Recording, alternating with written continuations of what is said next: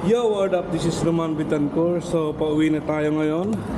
It's now 6:14 in the evening. Gabi na po, 6:14 na ng gabi. At kung makikita nyo, talaga namang maliwanag na maliwanag pa. Alas 6:14 na ng gabi na, 6:15.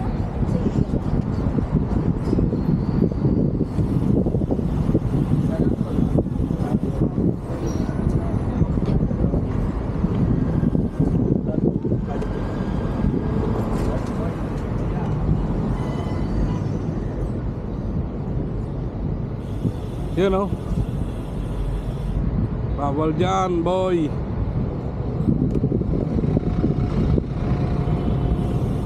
Pauwi na tayo, guys. Pauwiin tayo. Sa mga papauwi dyan, mag-ingat-ingat lang kayo. Sa mga nagmamaneho, whether bisikleta man yan, katulad ko, bike to work, or kotse, or motorcycle, or bus, or van, keep ride safe palagi. So yun, nag-counterflow tayo. Okay lang yan. Ganyan talaga. Saan lalo na? Wala na pwede. Pwede.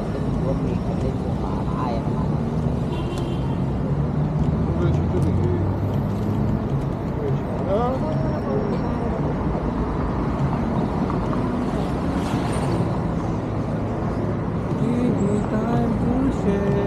The moments that I had for you.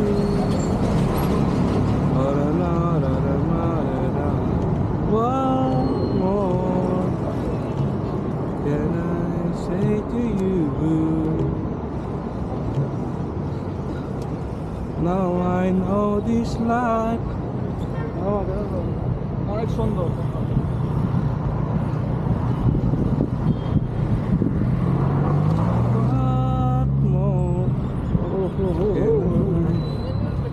Say, how can I fall?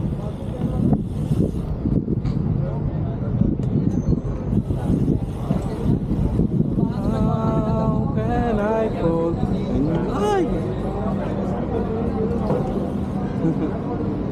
Nalanganin. So dito pa rin tayo sa, para sa akin, pinaka-safe way.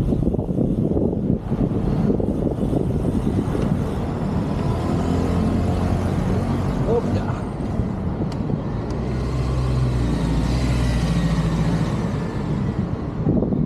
Nabulaga ako doon. Pero nag-signal naman ako at nakita niya naman ako. At visible naman ang ating damit. Pero usually pag gano'n, pinapauna ko na yun.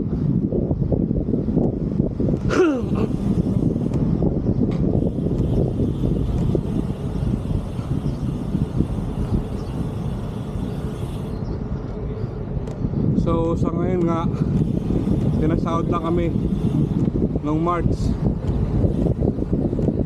Ngayon lang pinasahod yung March namin. So solve yung problema.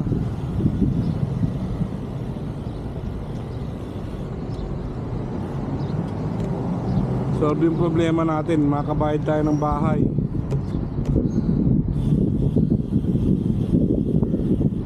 Yun. Go pa. Taas signal ka tapos ganyan.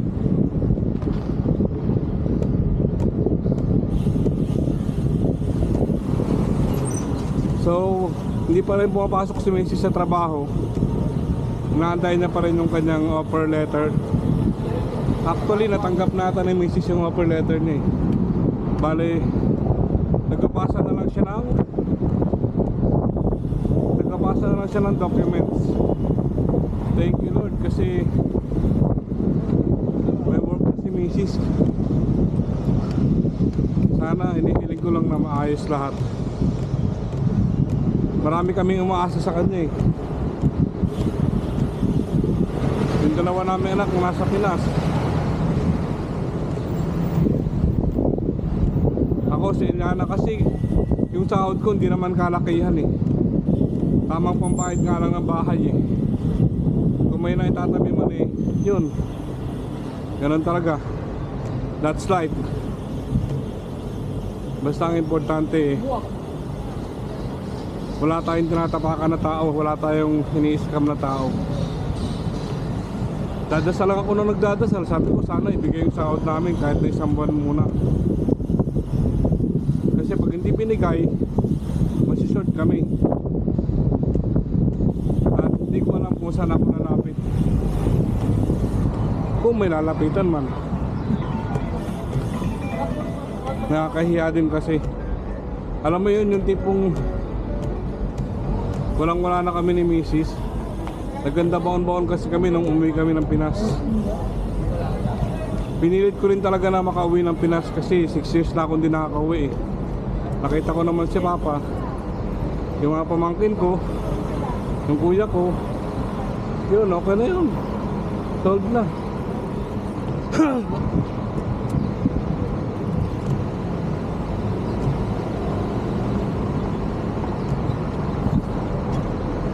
Yan, isang kanto pa sa bahay na. Medyo may plema pa rin ako.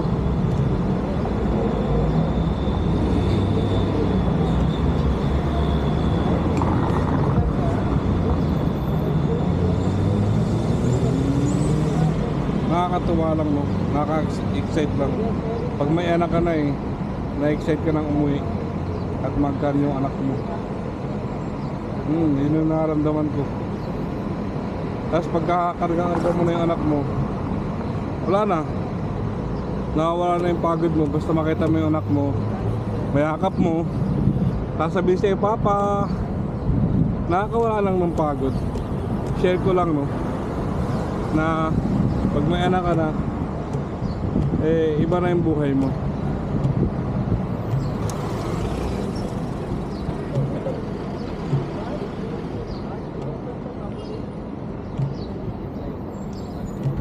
Give me time to share the moments that I need for you.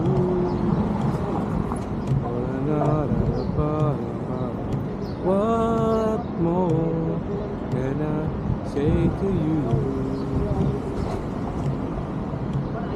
Now my dreams are done. I lost myself to realize. Ang tagal na Matagal mag-ano to. Ayan na. What more can I say to you? So yun, may isa pa pala akong problema ngayon. Bale yung aking visa, Emirates ID ko, magpapaso na sa May 5. Pero ano naman yan, tiwala naman ako na marirenew yan. Pero pag hindi yun na-renew, araw-araw tumatakbo yun, magbabayad kami ng fine. Pero tiwala ako na i-renew. Bahala na si Lord doon. Kasi sinabihan ko ng PRO namin. Sabi ko na ganito boss, mag-renew pa ba ako kasi hindi niya pa ako nire-renew. Malapit na mapaso yung ano ko, visa ko. Sabi niya, oo, wag ka mag-alala. Eh, April 5 na eh. April na pala ngayon, May 5 yung paso ng ano ko, Emirates ID. So ayun, sana maano. Dahil pagka hindi yun ni-renew, edi yari, panibagong problema. Katulad ng, yan nga, everyday pag wala akong visa, tumatakbo yun, magkaka-fine ako.